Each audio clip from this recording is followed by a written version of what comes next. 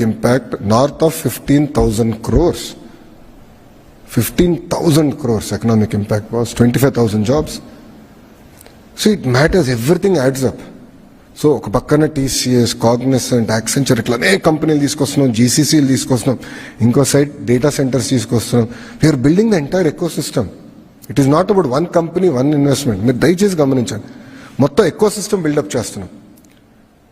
ఇప్పుడు చాలా మంది రహేజాస్కి గతంలో హైదరాబాద్లో knowledge, I think it's call knowledge city, ఎందుకు ఇచ్చారన్నారు చాలా మంది ప్రశ్న ఇచ్చారు. ఇప్పుడు ఎంతమంది పనిచేస్తున్నారు తెలుసా ఎకో సిస్టమ్?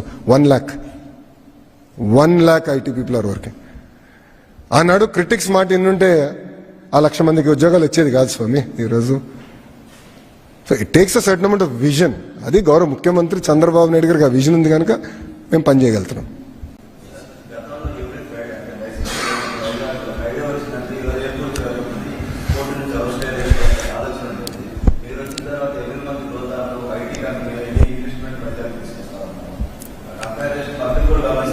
అంటే ప్రిజనరీకి విజనరీకి చాలా తేడా ఉంటుంది స్వామి.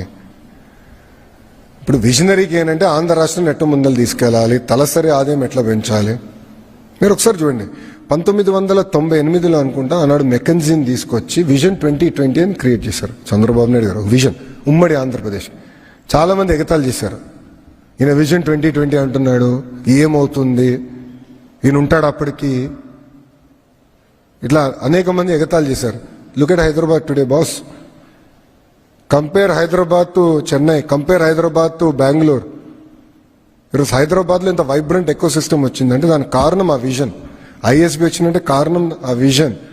ఔటర్ రింగ్ రోడ్ మీరు చూడండి, అది శంషాబాద్ ఎయిర్పోర్ట్ చూడండి. I believe it is India's best airport.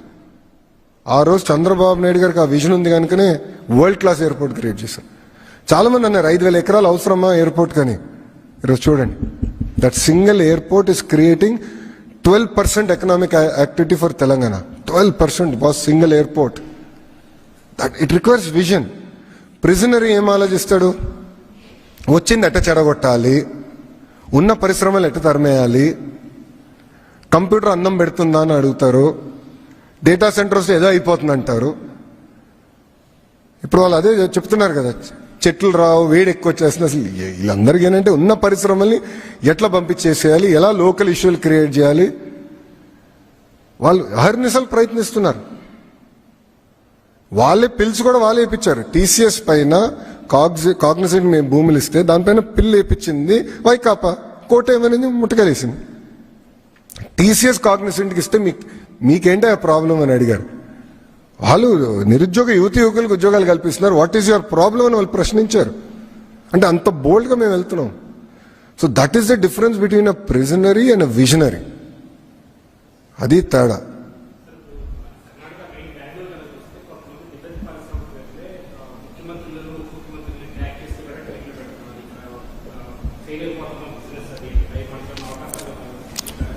నవంబర్లో ఆ అనౌన్స్మెంట్స్ కూడా ఉంటాయి. నవంబర్ మాసంలో ఆ అనౌన్స్మెంట్స్ కూడా ఉంటాయి. అసలు ఏ ఒక్క పెట్టుబడులను కూడా మేము వదిలేసుకునేందుకు సిద్ధంగా లేము. Every rupee matters, every investment matters. Bus ఇదే మనుషుల మాట ఎన్నుంటే, నేను ఆనాడు చంద్రబాబు నాయుడు గారు ఎన్నుంటే ఐఎస్బి వచ్చేది కాదు. అంత ల్యాండ్ అవసరమా ఐఎస్బికి అన్నారు. ఇప్పుడు చూడండి the kind of economic activity that ISB does. takes a certain amount of vision, boss. So we are not willing to lose even one investment.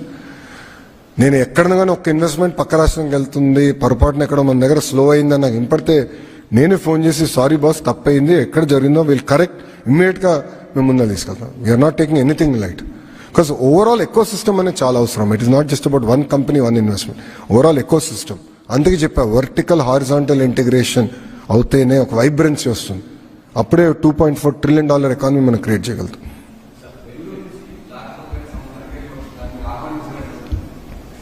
అన్నీ నవంబర్లో మంచి న్యూస్ ఇస్తానని చెప్పా కదా, please.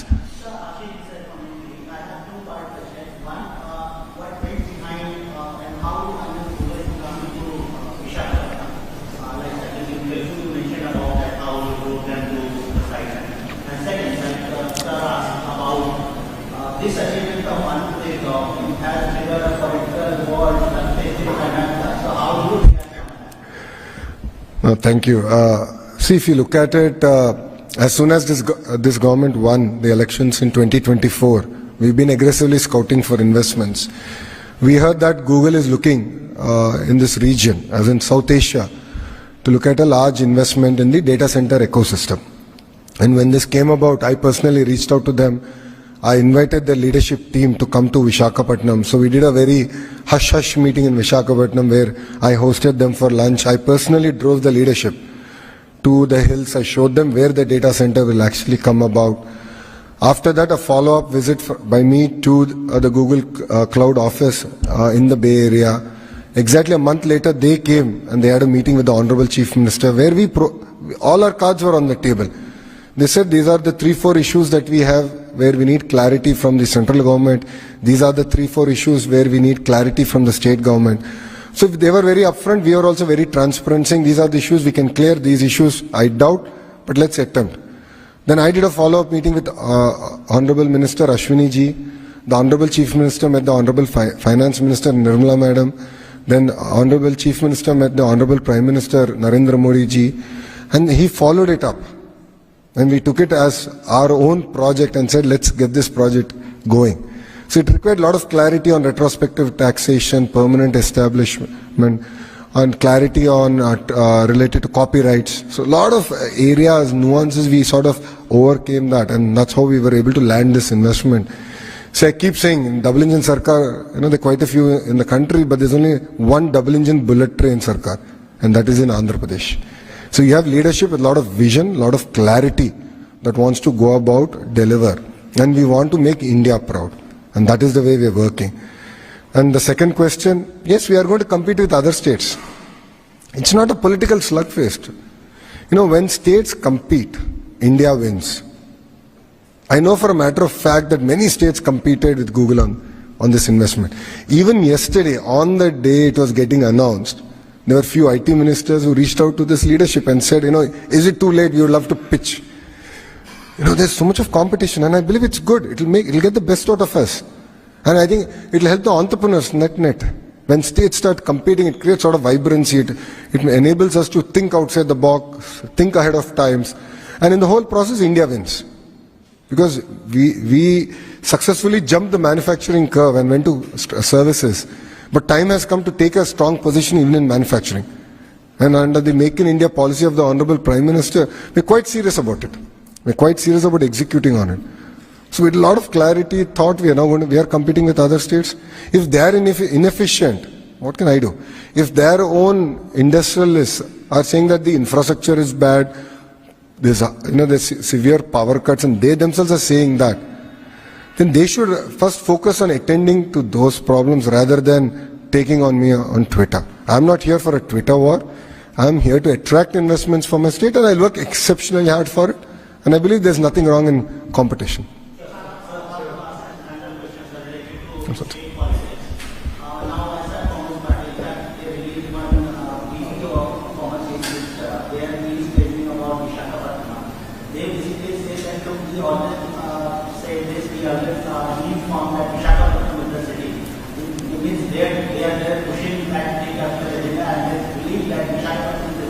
Now the current government is also kind of following our idea and now as you said in their own statement, they have always said, they have not acted on it. There's a big difference between action and words. There's a big difference. So they always said, they had the audacity to spend close to 500 crores plus another 200 crores of fine that we are now paying. NGT ka fine bhi hai uske upar. So 700 crores they spent on one person's palace, but they couldn't bring one meaningful company to Visakhapatnam. Whilst whenever the Honorable Chief Minister or as a minister I go, we sleep in a bus. We sleep in a bus in our party office and we go get investments. TCS, Cognizant, ANSR, Satwa, now Google. We're working so hard, so aggressively. So we are not here to talk, we're here to execute. And we've showcased what decentralized development should be. And it's funny that they are now endorsing what we are doing. So I really thank my opposition for endorsing the hard work that this government has done. It means a lot.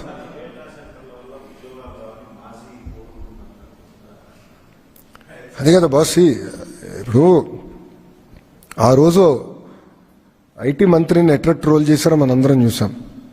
2019 నుంచి 24 మధ్యన ఒక IT మంత్రిని ఎట్లా troll చేశారో ప్రజలందరూ కూడా చూశారు. ఒక ప్రశ్న అడిగితే దానికి కోడి గుడ్డు గుడ్డు కోడి అన్నాడు. ఇప్పుడు ఆయనకి ఏ అర్హత ఉందండి? ఆయనకి అసలు డేటా సెంటర్ అంటే ఏంటో తెలుసా? విచిత్రం ఏంటంటే ఒక ఐటీ సంస్థ ఆయన అడిగింది, సార్ మాకు ఇప్పుడు కొంచెం దూరం ఉన్నాం, పబ్లిక్ ట్రాన్స్పోర్టేషన్ లేదు, పబ్లిక్ ట్రాన్స్పోర్టేషన్ ఏంటి అంటే బస్సులు వేయండి అని కోరారు. అది కూడా ఆయన చేయలేకపోయాడు boss. He could do that. 2 years వాళ్ళు అడిగితే అది చేయలేకపోయాడు ఆయన. మేము అధికారంలోకి వచ్చిన వెంటనే మొదటి నెలలో ఐటీ కంపెనీలు అందరితో నేను మీటింగ్ పెట్టుకుంటే వాళ్ళు అన్నారు, మిగతా అంతా మీరు చేయండి కానీ ముందర మాకు బస్సెస్ వేస్తే చాలంటే వీ డిడ్ దట్. కనీసం బస్సు కూడా వేయలేకపోయాడు. ఆయన ఏం మాట్లాడతాడు? అసలు ఆయన ఏం తెలుసు? ఆయన ఎవరన్నా సీరియస్గా తీసుకుంటాడా? ఆయన మెసేజ్ పెడితే ఒక్కడన్నా స్పందిస్తాడా? ఒక్క మీనింగ్ఫుల్ బిజినెస్ మ్యాన్ స్పందిస్తాడా? ఆయన మంత్రిగా ఉన్నప్పుడు ఏం చేశాడు? వాళ్ళు గ్లోబల్ ఇన్వెస్టర్ సమిట్ అని ఒక చివరికి ఎన్నికలు ఇంకా ఓడిపోతున్నాం అనగా ఒక సమిట్ అని పెట్టారు. అప్పుడు ఒక electronic media national media person ఏమడిగారంటే, మీరు గ్లోబల్ ఇన్వెస్టర్ సమిట్ అన్నారు, చాలా సంతోషం, గ్లోబల్ కంపెనీల పేర్లు చెప్పండి ఏమేమి వస్తున్నాయంటే ఆయన ఒక్క కంపెనీ చెప్పలేకపోయాడు. ఈ couldn't tell you one company. మాకు సమ్మిట్ పెట్టాల్సిన అవసరం రాలేదు, ఆల్రెడీ తీసుకొచ్చాయి. పార్ట్నర్షిప్ సమ్మిట్ పెడుతున్నాం, బట్ మేము ఏం సమ్మిట్ కోసం ఆగట్లా. We're moving very fast.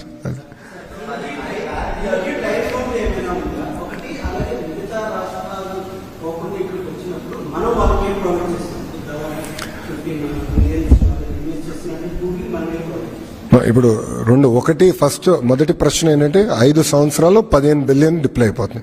5 years మొత్తం ప్రాజెక్ట్ ఈ ఫేజ్ పూర్తవుతుంది. నంబర్ 1. నంబర్ 2, ప్రధానంగా మనం ఇచ్చేది ఏంటంటే క్యాపిటల్ సబ్సిడీ. క్యాపిటల్ సబ్సిడీ అనేది ఇతర రాష్ట్రాలతో కూడా మనం పోటీపడి క్యాపిటల్ సబ్సిడీ ఇస్తాం. మూడోది, డేటా సెంటర్ కావాల్సింది ఏంటంటే మొత్తం పవర్ లైన్స్ ఆ ఎకో సిస్టమ్ మొత్తం బిల్డప్ చేయాలి. దానికి ఈ ఇన్వెస్ట్మెంట్లో వాళ్ళు పెట్టుబడులు పెడుతున్నారు. దాంట్లో సుమారుగా ఒక 7 or 10% సబ్సిడీ మనం ఇస్తున్నాం. ఎందుకంటే ఒక లైన్ వచ్చిందంటే అది కేవలం గూగుల్ కాదు, మొత్తం ఎకో సిస్టమ్కి వస్తుంది. సో అట్లా పెట్టుబడి పెడుతున్నాం. పవర్లో ఏపీఈఆర్సీ రెగ్యులేటరీ కమిషన్ ఏదైతే రేట్ ఫిక్స్ చేస్తుందో దానిపైన ఒక సబ్సిడీ ఇస్తున్నాం. That's it.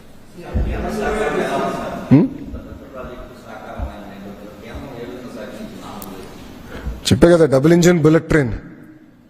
నిన్న అనౌన్స్మెంట్ కూడా చూస్తే మీకు అర్థమై ఉంటుంది. అశ్విని వైష్ణవ్ గారు వచ్చారు, నిర్మలా సీతారామన్ మేడం గారు వచ్చారు, గౌరవ ముఖ్యమంత్రి గారు ఉన్నారు. అంటే ఈ ప్రాజెక్ట్ కేవలం ఆంధ్ర రాష్ట్రానికి కాదు, దేశానికి ఎంత ఇంపార్టెంట్ ప్రాజెక్ట్ అనేది మీకు ఒక్క ఫోటోతో అర్థమై ఉంటుంది. సో ఇది చాలా సీరియస్గా తీసుకున్నారు. They are all very happy. అంటే మేము ఎంత సీరియస్ తీసుకుంటామంటే ఒక ప్రోగ్రామ్ ఏర్పాటు చేస్తే కేంద్ర మంత్రులు కూడా సెండ్ ఆఫ్ ఏ మంత్రి ఇవ్వాలని మేము ముందలే ప్లాన్ చేసుకుంటాం. ఎందుకంటే వాళ్ళు కూడా సహకరించారు. ఇప్పుడు నిజంగా చెప్తున్నా, ఫైనాన్స్ మంత్రి గారు, కేంద్రంలో ఫైనాన్స్ మంత్రి గారు ఈ ప్రాజెక్ట్ కోసం madam garu fully supported. He said, Babu garu, this is the best thing data centres అనేది, we have to take a position. And మీరు చూస్తే కేవలం ఆంధ్ర రాష్ట్రం కోసం తీసుకొచ్చిన పాలసీ కాదు, దేశం కోసం తీసుకొచ్చిన పాలసీ అది. సో గతంలో ప్రైవేటైజేషన్ ఆఫ్ ఎయిర్పోర్ట్స్ కూడా చేసినప్పుడు చాలా మంది విమర్శించారు. చూడండి ఇప్పుడు ఎయిర్పోర్ట్లు ఎంత అద్భుతంగా ఉన్నాయో. టెలికాం డీరెగ్యులేషన్ చేసినప్పుడు కూడా చాలా మంది విమర్శించారు. గౌరవ ముఖ్యమంత్రి గారు ఆనాడు వాజ్పేయి గారితో చర్చించి చేశారు టెలికాం డీరెగ్యులేషన్. గౌరవ ముఖ్యమంత్రి గారు was the chairman of that committee. He submitted the report. ఈ రోజు చూడండి ధరలు ఎంత పడిపోయిందో. లేదంటే ఇంకా లైట్నింగ్ కాల్స్ చేసుకుంటూనే ఉండేవాళ్ళమేమో అది అవ్వుకుని ఉంటే. అంటే అంత ప్రోయాక్టివ్గా in interest of the nation మనం పాలసీస్ చేసాం. సో అంత సీరియస్గా తీసుకున్నాం. అందుకే మీరు చూస్తే మంత్రులందరూ కూడా వచ్చారు, వాళ్ళ ఎండార్స్మెంట్ కూడా ఉంది. ముందు ఇంకా ఈ డబుల్ ఇంజిన్ బుల్లెట్ ట్రైన్ ఎంత స్పీడ్గా వెళ్తుందో మీరు చూస్తారు కదా. Boss, ArcelorMittal we got it done. Visakha ఉక్కుని ప్రైవేటీకరణ జరగకుండా మేము ఆపాం. రైల్వే జోన్ పూర్తి చేసాం. బల్క్ డ్రగ్ పార్క్ నోడ్కి శంకుస్థాపన చేసాం. ఎన్టీపీసీ గ్రీన్ ప్రాజెక్ట్ చేసాం. బీపీసీఎల్ రిఫైనరీకి ఇప్పుడు మనం శంకుస్థాపన అయిపోతున్నాం. అంటే డబుల్ ఇంజిన్ బుల్లెట్ ట్రైన్ ఏ స్పీడ్లో పరిగెడుతుందో ఇది ఉదాహరణ. అండ్ ఈ ప్రభుత్వ అధికారంలోకి వచ్చి కేవలం 17 నెలలు అయింది. 16-17 నెలలు అయింది.